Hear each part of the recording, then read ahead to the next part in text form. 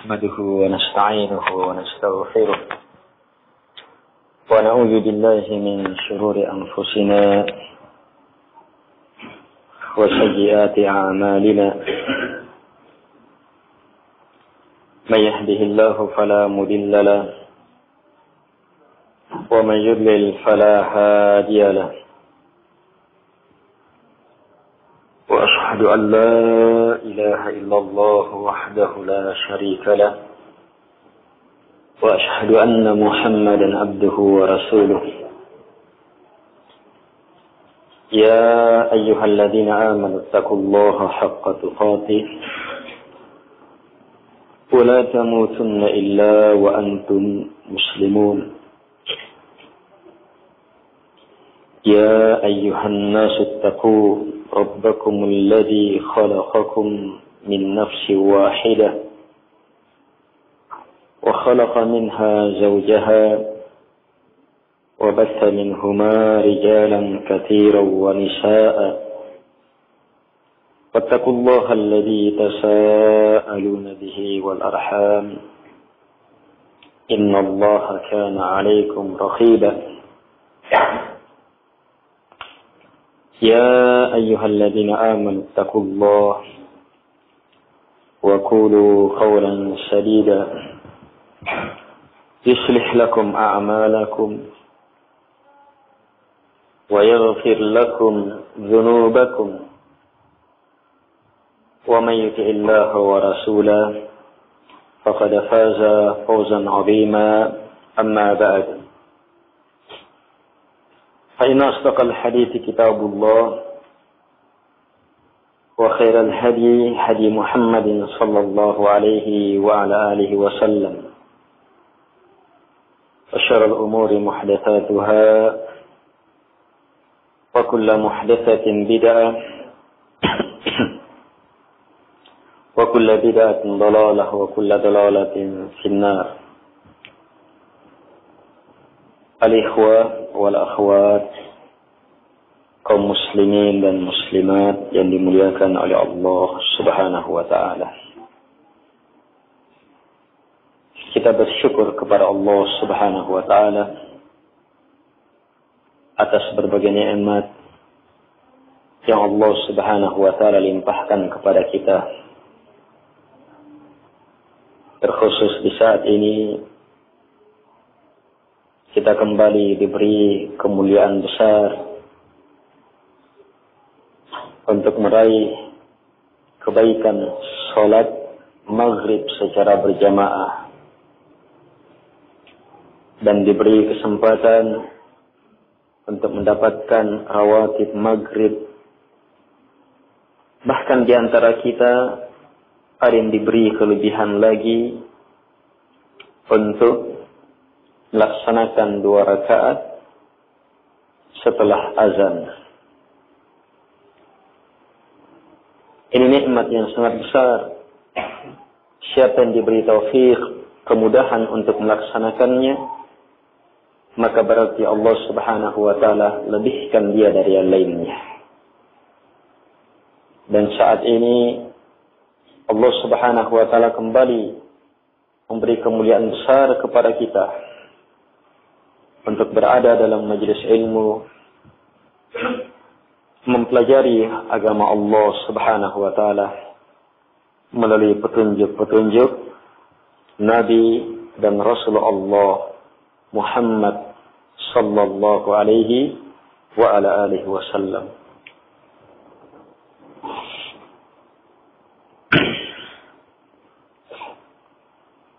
Jamaah salat maghrib yang dimuliakan oleh Allah Subhanahu wa ta'ala, kita lanjutkan kajian kita dalam membaca kitab Riyadhus Shalihin yang saat ini telah sampai pada babus sidq, bab jujur.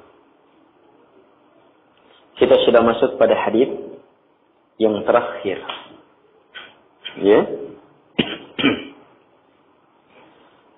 Berkata al-Imam Abu Zakaria Yahya ibn Sharaf An-Nawawi rahimahullahu ta'ala, wa an Abi Khalid Hakim ibn Hizam radhiyallahu anhu.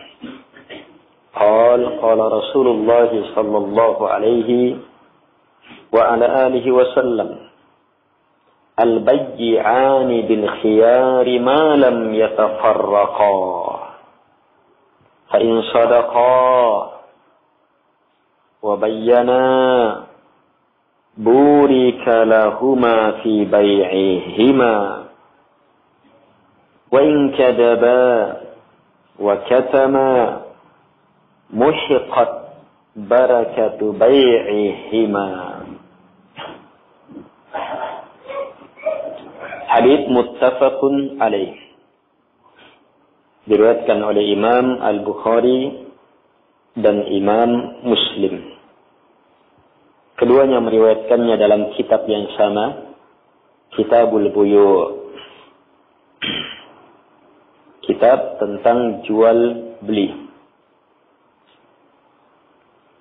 Dari sahabat Abu Khalid Hakim bin Hizam radhiyallahu an, beliau berkata bahwa Rasulullah sallallahu alaihi wa ala alihi wasallam telah bersabda, al-bayyi'an,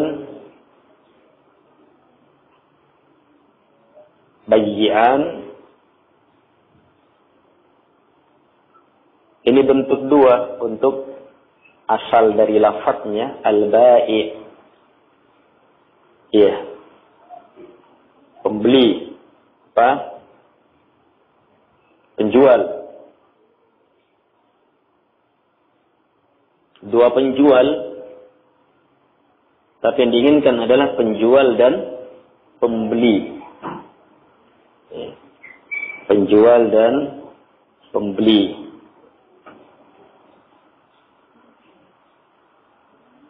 Sama kalimat abawani,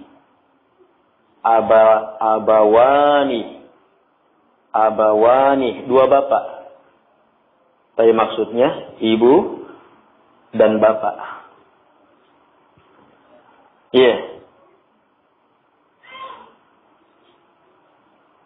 Al-umaran, dua Umar. Maksudnya Abu Bakar dan Umar.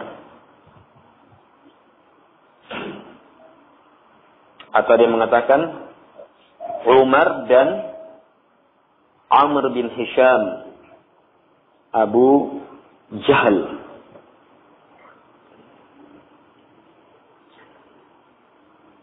Jadi ada dua bentuk musanna. Ada bentuk musanna seperti ini. Sama juga al-qamaran, dua bulan. Maksudnya bulan dan apa? Hah? Bulan dan matahari.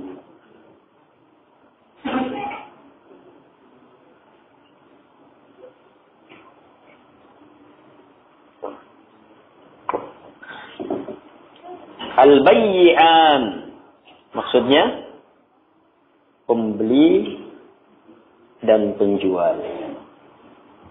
Bil khiyar. Iya, masih boleh melakukan pilihan. Malam yatafarraqa, selama keduanya belum berpisah. Fa in sadaqa, jika keduanya jujur. Wa bayyana, dan keduanya menjelaskan. Burika lahuma fi bai'ihima, maka akan diberkati keduanya dalam transaksi jual beli mereka berdua. Wa in kadzaba, jika keduanya dusta. Wa katama, keduanya menutup, tidak mau menjelaskan. Musyiqat barakatu bai'ihima, maka dihapus berkah dari transaksi ini, jual beli keduanya. Hadits muttafaqun alaih, diriwayatkan oleh Imam Al-Bukhari dan Imam Muslim. dengan melihat sumbernya, maka tenang bagi kita mengambil ilmu darinya.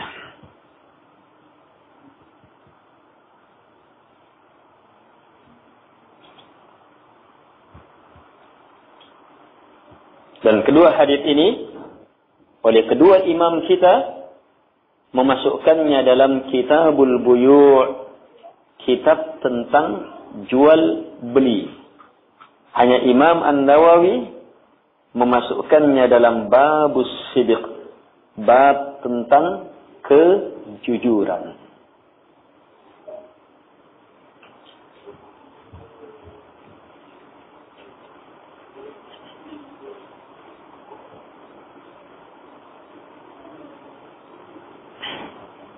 Baik.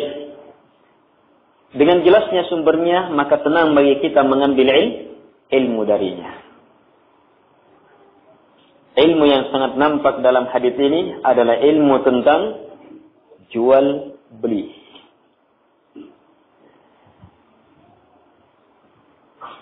Kalau begitu, Nabi memberi ilmu tentang jual beli? Hah? Ya, ini diantaranya. Bahkan bukan sembarang ilmu. Iya. Ini ilmu jual beli tingkat tinggi.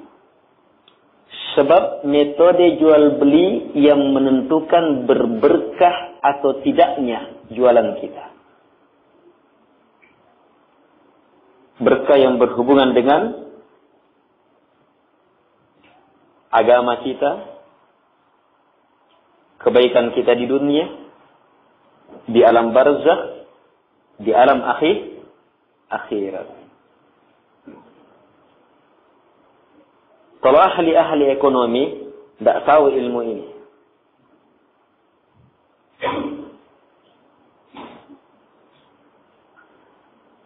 Mereka tidak punya ilmu bagaimana supaya berberkah. Mereka hanya punya ilmu bagaimana supaya untung. Dengan modal sekecil-kecilnya bisa mendatangkan hasil sebanyak-banyaknya. Dengan waktu yang sangat singkat bisa senilai dengan waktu yang seluas-luasnya. Dengan sekali langkah bisa mendatangkan keuntungan 100%. 2 langkah 200%. 6 langkah 600%.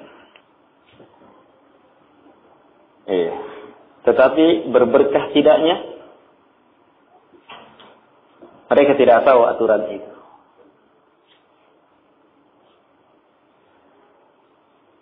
Al-ikhwah rahimakumullah.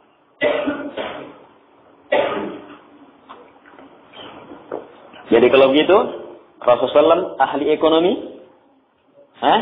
ahli ekonomi tingkat tinggi. Iya. Beliau bapak ekonomi yang tiada tandingannya. Kalau kita mau jadikan bapak ekonomi. Beliau adalah penggerak revolusi perekonomian yang sangat hebat untuk mendobrak bagaimana dengan berjual beli bisa mendatangkan keuntungan di dunia, di alam kubur, dan negeri akhirat.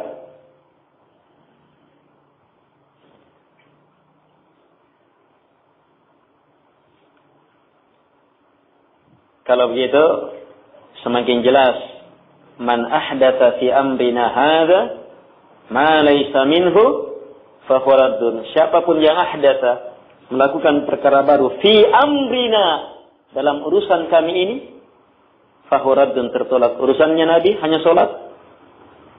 Coba lihat ini. Kalau hanya salat, kenapa Nabi jelaskan ilmu tentang jual beli yang mendatangkan berkah dan tidak? Ini ucapan Nabi SAW. Berarti fi amrina hadha ini melingkup semua yang dibawa oleh Rasulullah sallallahu alaihi wa ala alihi wasallam. Apalagi Nabi SAW memang hidup dan bersama dengan para pedagang. Orang-orang Makkah, penghasilan mereka yang paling hebat dagang. Sahabat Muhajirin, orang-orang Makkah, mereka unggul dari perdagangan. Sahabat Ansar dari pertanian, perkebunan. Sampai-sampai Nabi SAW jadikan ukuran. Kalau timbang menimbang, timbangannya orang Muhajirin yang dijadikan patokan. Kalau takar menakar, literan, berapa sok, dan semacam itu ya. Ambil para petani pekebun. Ukurannya orang-orang Ansar yang jadi patokan. Pedagang pakai timbangan. Zaman Nabi. Petani pakai takaran. Jadi kalau mizan, orang-orang Muhajirin. Kalau kail, orang-orang Ansar. Mereka dijadikan patokan. Jadi mereka bukan hanya ikutan dalam beragama, tapi dalam menempuh dunia. Dan ini usaha yang paling hebat. Berdagang atau bercocok. Ini menggerakkan semua usaha. Pedagang dengan petani kebun. Tidak ada semua usaha tanpa dua pengusaha ini. Tidak akan ada sepatu, tidak akan ada beras, tidak akan ada mobil, tidak akan ada pesawat, tidak akan ada semuanya itu kalau tidak ada yang menanam, yang menggali, yang melakukan bercocok tanam, pertanian dan semacamnya. Tidak ada. Tanpa ada pedagang.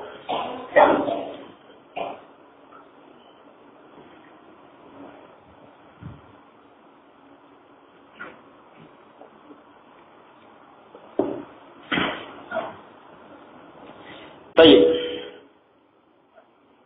Nabi SAW bersabda memberi ilmu. Al-bayyi'an, pembeli dan penjual bil khiyar, dalam pilihan, malam yatafarraqa, selama belum berpisah. Ini salah satu kondisi khiyar. Ini dikenal dengan khiyar makan. Pilihan ketika masih dalam satu tempat. Selama belum berpisah. Berapa lamanya terserah. Kalau dia masuk toko, tokonya luas. Banyak yang dia mau pilih. Tawar ini, lihat ini, kumpul ini, sana lagi, lihat apa. Selama belum berpisah, si penjual, si pembeli bisa membatalkan. Bukan hanya pembeli ya, penjual juga bisa.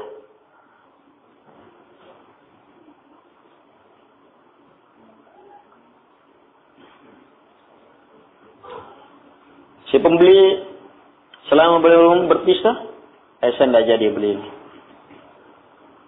Si penjual juga bisa. Saya tidak jadi jual itu.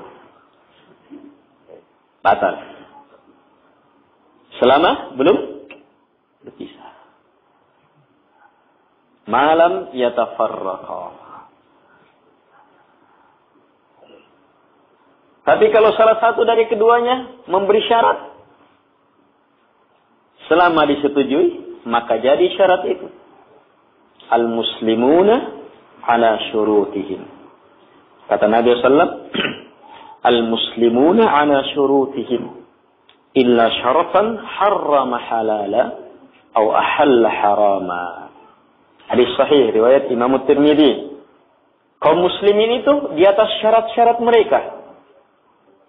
Kalau kaum muslimin melakukan jual beli, melakukan perdagangan, melakukan akad dan mempersyaratkan, maka syarat itu harus jadi. Kalau memang disepakati sudah. Jadi syarat harus jadi syarat. Selama bukan syarat yang mengharamkan yang Allah telah halalkan. Atau menghalalkan yang Allah telah haramkan. Jelas? Ini berlaku semua syarat. Jual beli, nikah, sewa menyewa. Kalau ada persyaratan, saya kasih syarat ini. Saya jadi beli ini, saya kasih syarat. Misalnya syaratnya,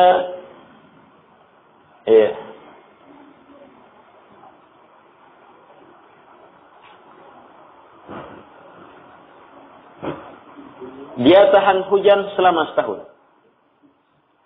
Ini rumah. Itu syarat, iya. Saya jamin. Misalnya jadikan syarat ya. Kalau selama setahun sudah, ya selesai sudah syaratnya. Tapi kalau selama belum setahun, iya. Ternyata tidak tahan hujan. Iya. Bocor di sana sini. Maka apa? Batal jual belinya.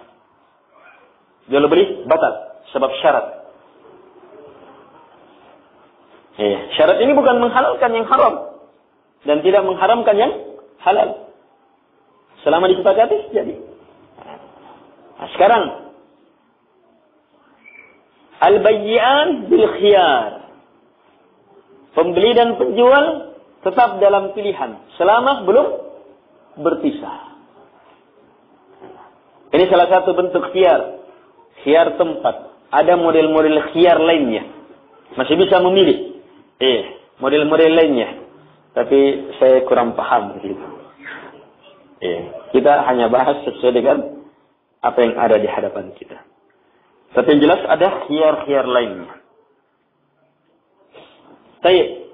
Kalau misalnya si pembeli mempersyaratkan, pembeli ya, mempersyaratkan, saya mau beli, tapi kamu penjual tidak boleh, tidak ada khiyar. Artinya kalau saya sudah pilih ini, kau tidak boleh batalkan. Misalnya saya mau membeli, tapi dengan syarat itu. Kalau diterima, berlaku syaratnya. Sebab memilih itu haknya si penjual. Kalau dia gugurkan, boleh saja kan? Boleh, dia gugurkan. Atau sebaliknya. Si penjual, saya bisa. Saya jual ini, tetapi kamu pembeli, tidak ada khiyar, tidak ada pilihan sih. Tidak boleh membatalkan, misalnya. Kalau disepakati, berlaku. Berarti sudah 3 kondisi ya?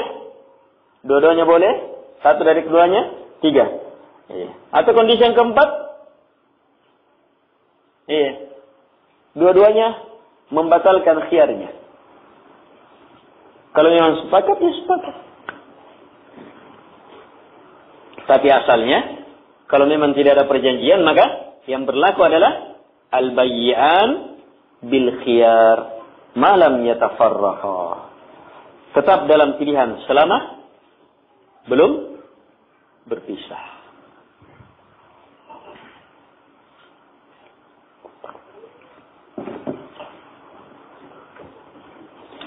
Baik. Kemudian Nabi SAW menjelaskan lebih jauh. Fa'in sadaqa, jika keduanya jujur. Nah, ini pembahasan sidik di sini. Sadaqa, jika keduanya jujur. Wa bayyana, keduanya menjelaskan. Maka diberkati, burika lahuma fi bai'ihima. Diberkati. Si pembeli dapat berkah melalui barang ini. Si penjual dapat berkah melalui hasil dari barang ini. Syaratnya sadaqah wa bayyana. Sadaqah jujur, bayyana menjelaskan. Jujur ini dalam menjelaskan kebaikannya. Bayyana untuk menjelaskan kejelekannya.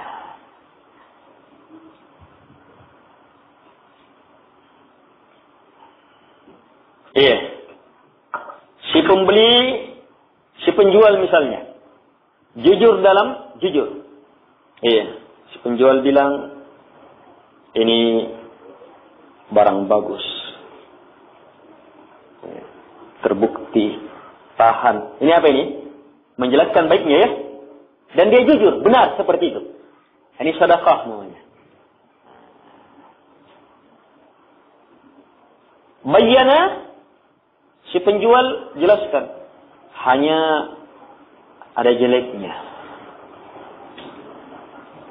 Nah, dia jelaskan.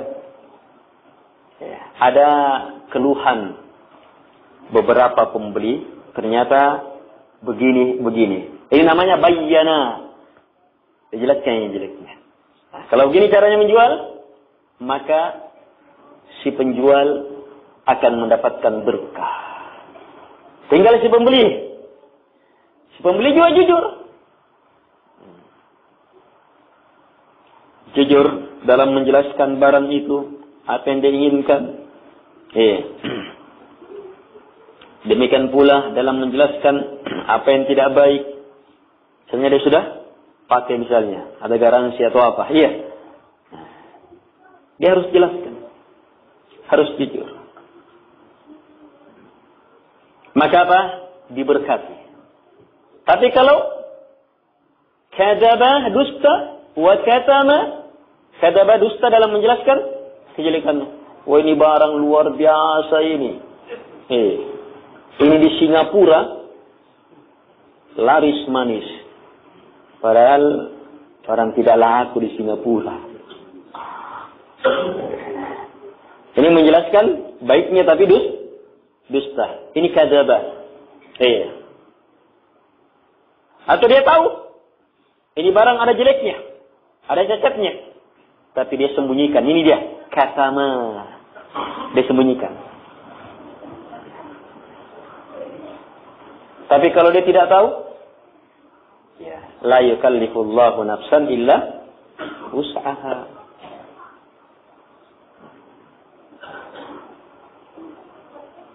Kalau dia dusta, dia sembunyikan, musiqat, dihapus berkah jual beli keduanya. Berkah itu bertambah. Ini asal makna berkah. Sesuatu berberkah artinya bertambah. Tapi berkah dalam agama bukan hanya bertambah dalam hitungan matematika. Ada pertambahan. Untung hari ini meningkat. Setelah dusta sedikit meningkat 2%. Nanti saya tambah dustanya. Ini hitungan persennya ada, tapi tidak ada berkah. Tidak ada nilai di sisi Allah. Tidak semakin bertambah kebaikan bagi jasadnya. Ingat, makanan halal dan haram mempengaruhi jasad. Makanan halal haram mempengaruhi batin. Makanan halal haram mempengaruhi doa. Di situ sampai ke situ efek dari berkah atau tidak. Lebih mengerikan lagi bagaimana nanti di alam kubur. Apa arti keuntungan yang melimpah sementara kengerian di alam kubur? Apa arti kengerian yang melimpah sementara bangkrut habis-habisan di negeri akhirat? Apa kita kira orang yang telah kita tipu, itu tidak akan menuntut di akhirat? Tidak ada. Tidak akan mungkin ada kezaliman yang dibiarkan. Ad-dzulmu dzulumatun yaumal qiyamah, kata Allah. Kezaliman itu masuk di dalamnya tipuan adalah kegelapan di negeri akhirat. Dan ada zulmun la yutrak, kata Nabi. Ada kezaliman yang tidak akan mungkin ditinggalkan. Yaitu apa? Kezaliman hamba terhadap hamba yang lainnya. Dan banyaknya kezaliman dalam hal tipuan. Sampai-sampai Allah Subhanahu wa taala turunkan surah khusus untuk menyatakan celakanya orang yang melakukan kecurangan dalam jual beli ini. Wailul lil mutaffifin. Celaka secara pasti al-mutaffifin, orang-orang yang curang. Allah sebutkan kecurangan yang paling nampak di dalam jual beli. Dalam timbangan, dalam takaran. Bagaimana bentuk kecurangannya? Bentuk kecurangannya, lihat, kalau dia yang membeli harus penuh. Pokoknya rugi betul dia rasa. Kalau ada kurang. Tapi kalau dia yang menjual, dia tidak mau peduli perasaannya orang. Tidak apa-apa dikurangi. Ini curang. Jadi kalau haknya dia, harus. Tapi kalau dia memenuhi haknya orang, dia tidak mau peduli haknya orang. Ini curang. Celaka, pasti celaka. So, di akhirat, tidak akan mungkin dibiarkan. Ini ikhwah. Al-ikhwah rahimahumullah. Coba lihat pelajaran agama, ilmu agama. Betul-betul merupakan aturan hidup yang datang dari Rasulullah sallallahu alaihi wa ala alihi wasallam untuk kita. Dia bukan perkara yang ditinggalkan. Kita tidak perlu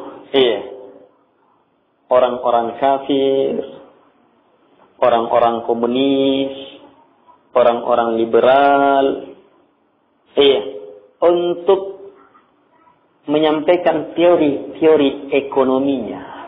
Sama sekali kita tidak perlu. Petunjuk dari Nabi SAW sudah sempurna. Tapi ketika manusia berpaling, keluar darinya, sudah terasa. Negara mana yang tidak hancur-hancuran perekonomiannya? Tidak ada berkah. Negara maju, mana negara maju?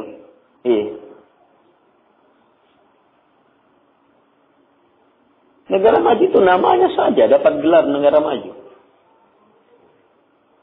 Terus kemajuannya apa? Kira-kira ukuran kemajuan dalam makna fitrah yang benar maju itu apa?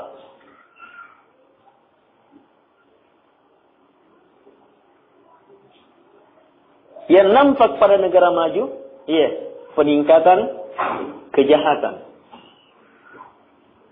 dalam berbagai bentuk dan jenisnya. Kesenjangan sosial, perbedaan yang kaya dan miskin. Yang kaya makin kaya, yang miskin makin miskin. Sampai Roma Irama.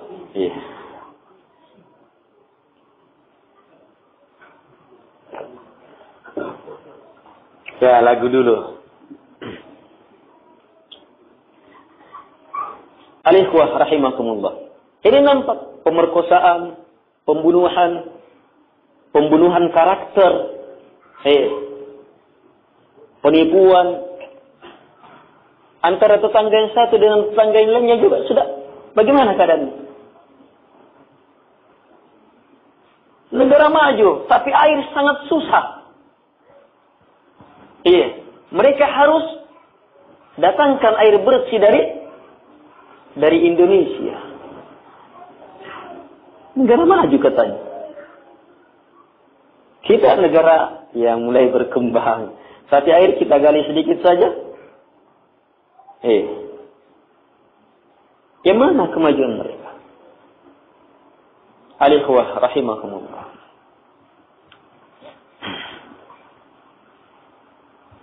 Tapi kita juga banyak tidak mau ketinggalan juga sesatnya mereka. Akhirnya mulai mencontoh. Harus mengandalkan uang riba baru bisa maju. Harus mengandalkan sistem ekonomi liberal. Kekuatan perekonomian harus dengan bank-bank. Dengan berbagai aturannya. Harus dengan kucuran dana dari IMF. Yang belakangan IMF yang harus didanai.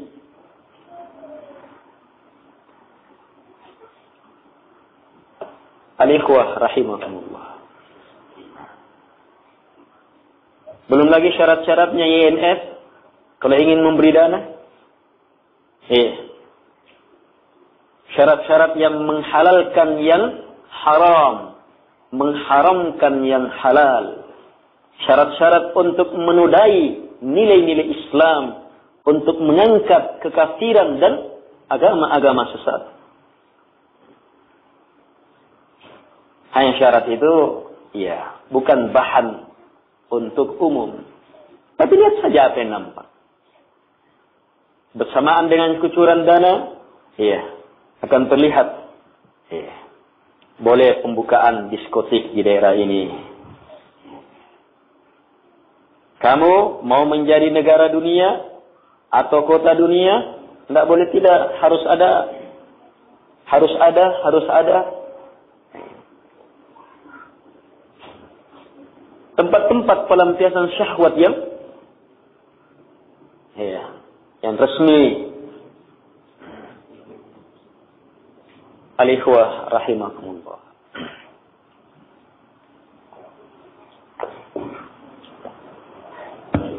Kita keluar dari petunjuk Quran dan Sunnah, akhirnya jatuh ke dalam kesesatan demi kesesatan. Al-bayyi'ani bil khiyar ma lam yatafarraqa. Ini hukum ini luar biasa menunjukkan keluasan dalam Islam. Sebab sekarang kita sudah beli, ya. Ada teleponnya Ummina. Ternyata tidak perlu yang begitu. Bil khiyar belum terpisah. Bisa dikembalikan. Atau demikian pula si pembeli. Banyak hal. Tapi kapan itu tidak diterapkan, maka yang diterapkan begitu sentuh harus beli. Menyentuh berarti membeli.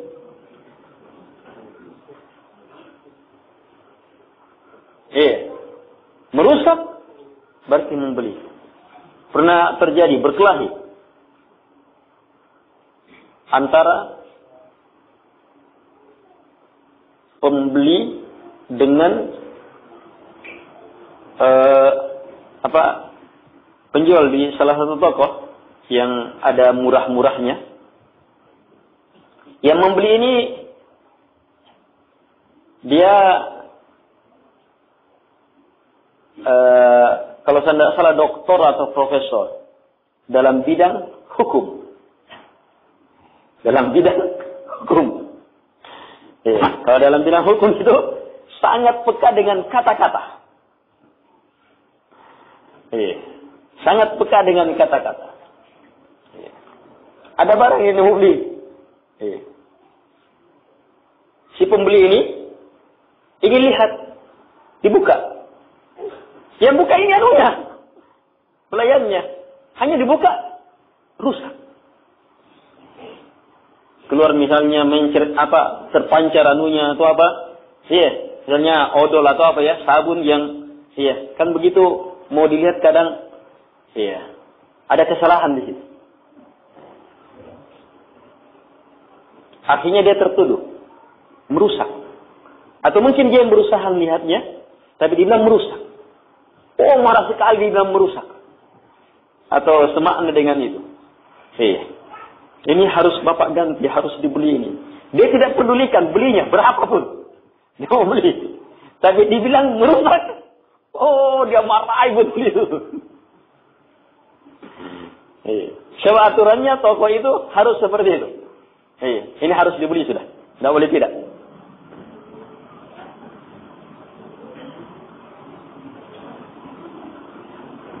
Sebagian barang harus dicoba. Ini dicoba, rusak, harus dibeli.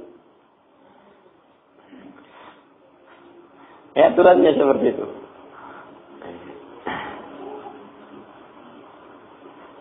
Misalnya, ada sabun yang dipencet-pencet itu, kan harus ada cara, ada aturannya itu.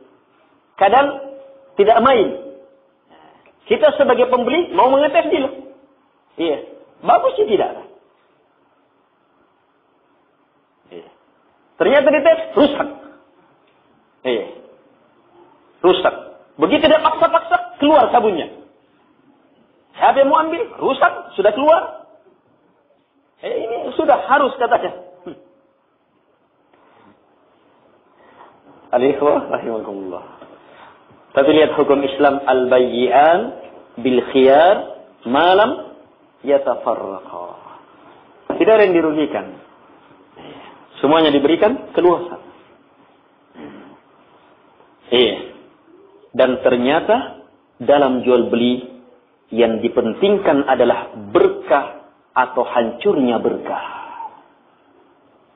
Ini jual beli yang harus kita pahami. Cara berpikirnya orang-orang kafir dalam jual beli, keuntungan berlipat sekian persen. Cara berpikirnya tidak berpikir bagaimana berkahnya. Bagaimana efek dari jual beli ini untuk dagingnya, untuk hatinya, untuk ibadahnya. Itu memberi pengaruh. Untuk doanya, untuk keimanannya. Belum lagi untuk anak-anaknya, untuk istrinya. Al-ikhwah rahimakumullah. Kita berpikir ke situ dalam jual beli. Apalagi kalau suruh orang dikejar target. Target. Dalam sekian bulan kita harus mengejar keuntungan sekian. Kalau tidak bisa terancam keluar dari segala cara. Al-ikhwah rahimakumullah. Karena cara berpikir orang keuntungan semata, bukan berkah. Akhirnya seperti ini keadaan perekonomian kita.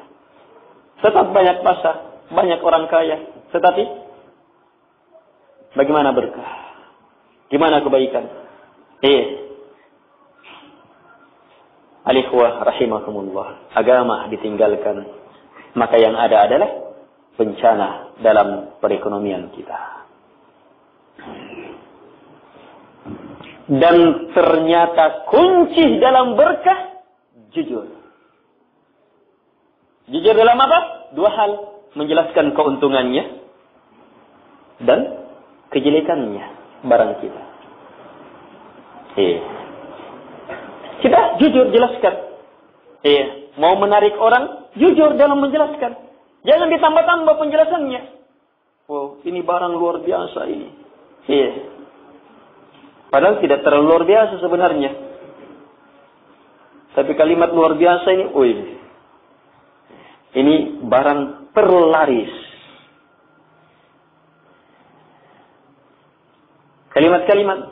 Kadang kalimat secara ini terlaris. Tapi harusnya terlaris di toko kami. Memang terlaris di tokonya.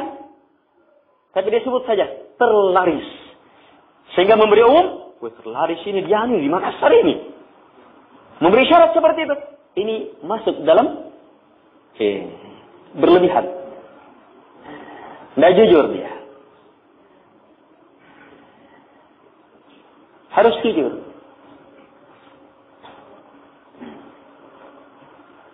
Kalau kita tahu ada cacatnya, jelaskan.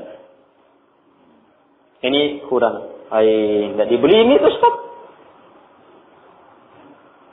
Siapa yang bilang? Justru Nabi bilang di situ berkahnya. Kalau katamah, kalau menutupnya, justru di situ hancurnya berkah. Kita ragu sabda Nabi sallallahu.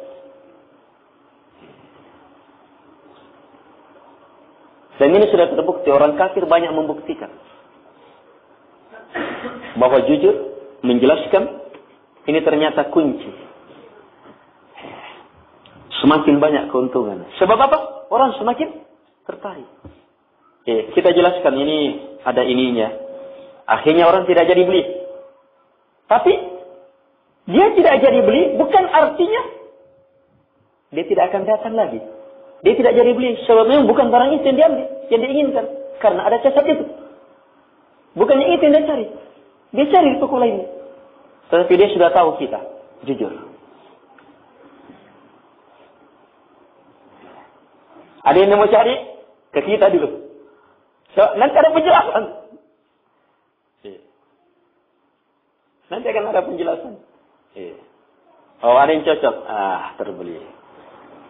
Sebentar. Lagi cerita di warung kopi. Saya beli di tokoan itu, wih, jujur itu orangnya. Nah, sudah. Oh iya, Anda dapat informasi juga.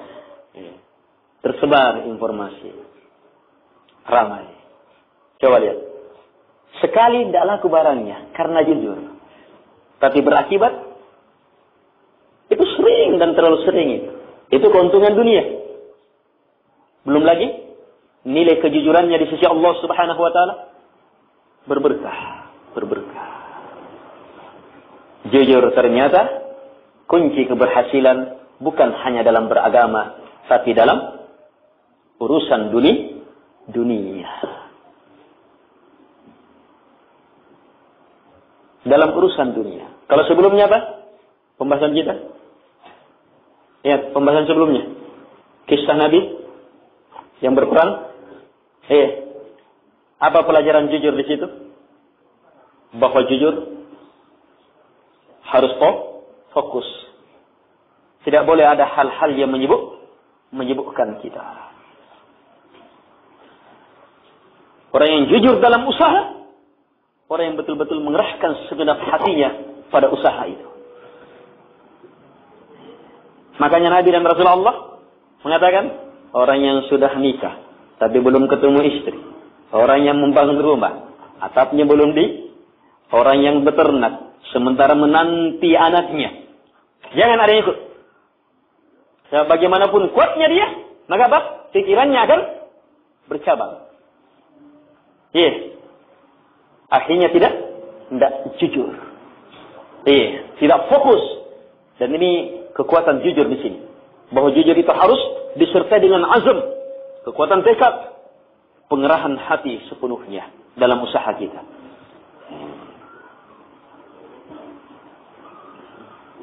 Yang mana itu juga kunci keberhasilan dalam semua usaha. Usaha dunia juga seperti itu. Ada orang usahanya, buka usaha begini. Sebentar usaha ini. Bercabang-cabang. Akhirnya apa? Di usaha keempat habis modal. Usaha pertama mulai berkurang. Mulai ini pusing. Coba dia fokus. Sampai suatu usaha ini betul-betul mapan.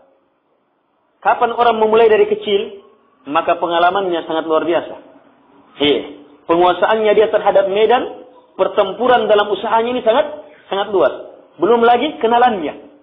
Belum lagi pengetahuan jalur-jalurnya. Belum lagi banyak sekali. Yang penting fokus.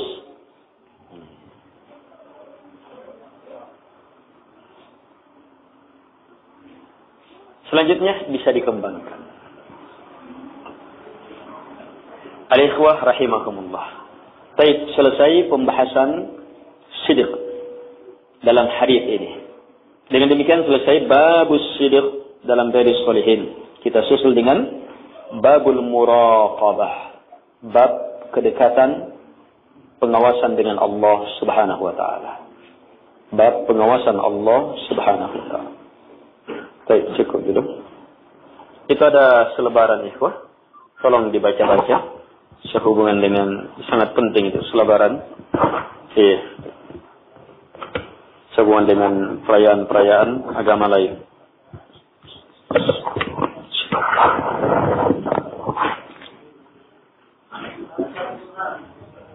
Assalamualaikum warahmatullahi wabarakatuh.